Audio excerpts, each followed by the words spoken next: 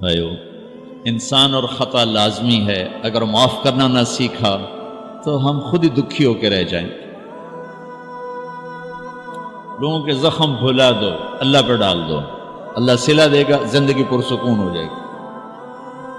دیکھو، ہم اپنے یہ کرتے پر داغ نہیں لگنے دیتے، اپنے بس سے داغ۔ کھانا کھانے بیٹھو، نیپکن، یہ دیکھو ابھی نیپکن پڑے ہوئے ہیں، رکھو ابو رکھو، توڑے چولے تو کوئی سالن نہ ڈھے پڑے، ٹھیک، یہ تو پھر بھی دھل جائے گا،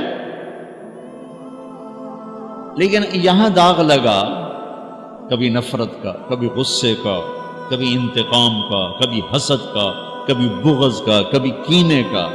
انسان سب سے زیادہ اپنی ذات سے محبت کرتا ہے۔ یہ معمولی سے کپڑے کو داغ سے بچاتے ہو، جو سب سے قیمتی چیز ہے دل، جو بادشاہ ہے، اسے بھی تو صاف ستھرا رکھو۔ جیسے ہم لاکھ زور لگا لیں، ہم کپڑے کو میل سے نہیں بچا سکتے، لاکھ زور لگا لو، لوگوں کے منفی رویے آپ کو توڑے بغیر نہیں چھوڑیں گے۔ لہذا کیا کرو؟ نبی والا معاف کرو، معاف کرو، دل کو صاف کرو، دل کو صاف کرو، دل کو صاف کرو، صبر کرو، معاف کرو۔ صبح و شام اس دل میں کسی کی نفرت نہ آنے دینا، کسی کے لیے بغض نہ آنے دینا، کسی کا کھوٹ نہ آنے دینا، کسی سے کینہ، غش، سارے الفاظ کو اپنے اندر سمیٹے ہوئے۔ اور میرے نبی کی عجیب بات، لے احد، لے احد، لے احد، کسی بھی انسان، مسلمان نہیں کہا، مومن نہیں کہا، نیک آدمی، نیک عورت نہیں، کسی بھی انسان، لے احدن۔ آج لے احد 7 ارب انسانوں پہ بولا جا رہا ہے۔ میرے نبی فرما رہے ہیں، میرے بیٹے، دنیا کے تمام انسانوں سے دل صاف رکھنا، کیا ہوگا؟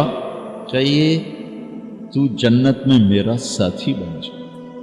تو بھائیو بہنوں، ایمان کو مکمل کرنا ہے تو صبر کرنا سیکھو، معاف کرنا سیکھو، چپ رہنا سیکھو۔ ساز خاموش ہے، فریاد سے معمور ہے۔ جواب دینا تو کیا مسئلہ ہے، عقل چپ رہنے پہ لگتی۔ کوئی ابھر جائے، بیٹا ابھر جائے، بیوی ابھر جائے، خامد ابھر جائے، چپ ہو جاؤ، گزار دو اس طوفان۔ واپسی میں ایمان کی وہ اللہ حلاوت مٹھاس دے گا، ساری زندگی محسوس کرتے پھرو۔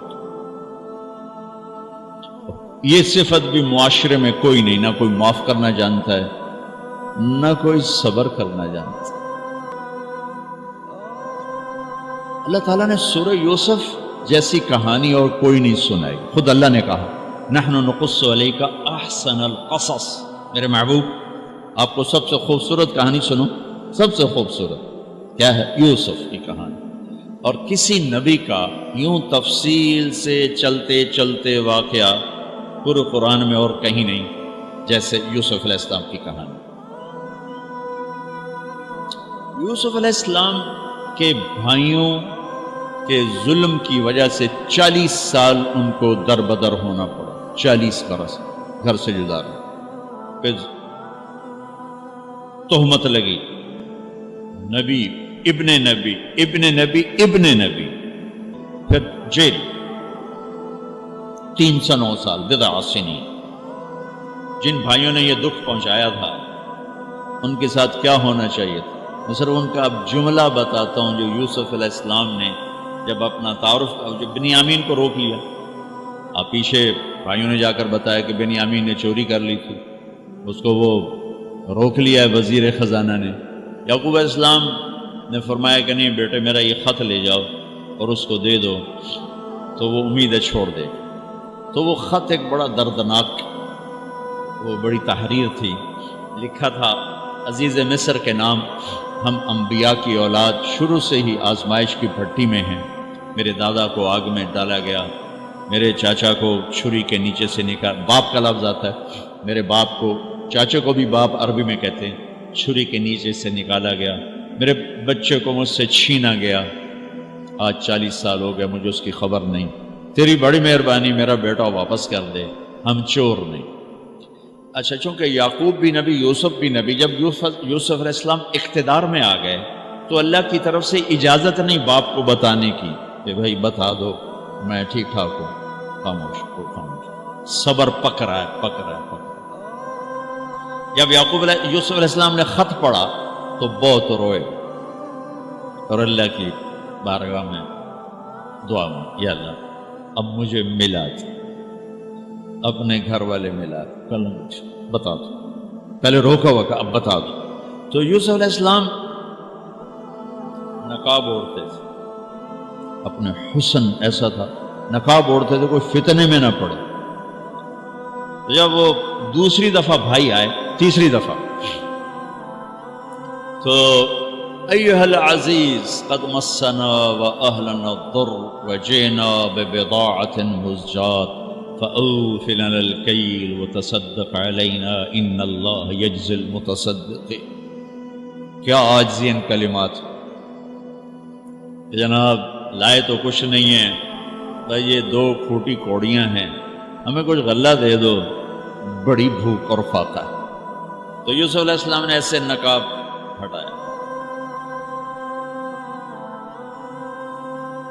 ایک دم انہوں نے یوں دیکھا، ابھی پہچانا نہیں. میں یہ جملہ بتانا چاہتا ہوں کہ اللہ سبحان انبیاء کے اخلاق کیا ہوتے. مجھے کیوں سنا رہے، آپ کیوں سنا رہے ہیں؟ کہ ہم اس کو پیچھے چلنے کی کوشش تو کریں. کیوں بد اخلاق ہو کے مرنا چاہتے؟ کیوں لوگوں کے دل توڑ کے اپنی قبر میں جاتے ہیں؟ اسے ٹوٹنے دو، اسے اللہ اقبال کی قبر روشن کرے.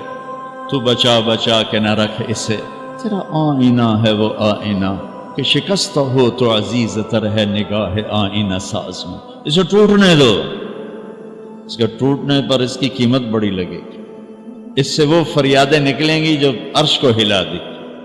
جو ساز سے نکلی ہے وہ دھن سب نے سنی ہے، جو تار پہ بیتی ہے وہ کس دل کو پتا ہے. اس سے وہ نغمے نکلیں گے کہ اللہ کے عرش کو ہلا دیں. اپنے آپ کو توڑ دو، دوسرے کو مت ٹوٹنے دو. اپنے آپ کو توڑ دو، اپنے آپ کو توڑ دو کہ کائنات کا اٹل قانون ہے، ٹوٹ کے چیز بنتی. یہ کتنی دفعہ یہ توڑا گیا، پھر اسے جوڑا گیا، پھر یہ روڈ بنا ہے.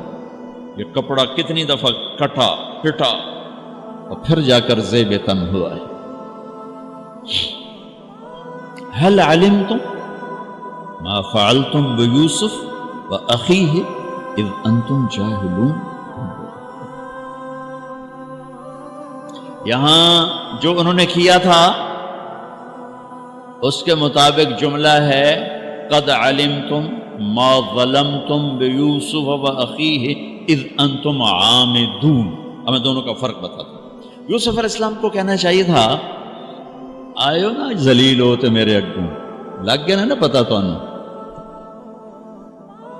تم نے جو میرے ساتھ ظلم و ستم جو تم نے میرے اوپر ڈھائے اور جان بوجھ کے تم نے مجھے گھر سے بے گھر کیا، آج اس کا مزہ چکھ رہے ہو کہ نہیں چکھ رہے ہو. یہ کہنا تھا قد علمتم، تمہیں سارا پتا تھا.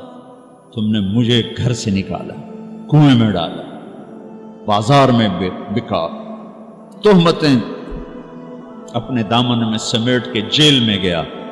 یہ کہنا تھا. واہ واہ یوسف علیہ السلام پہ قربان جاؤ.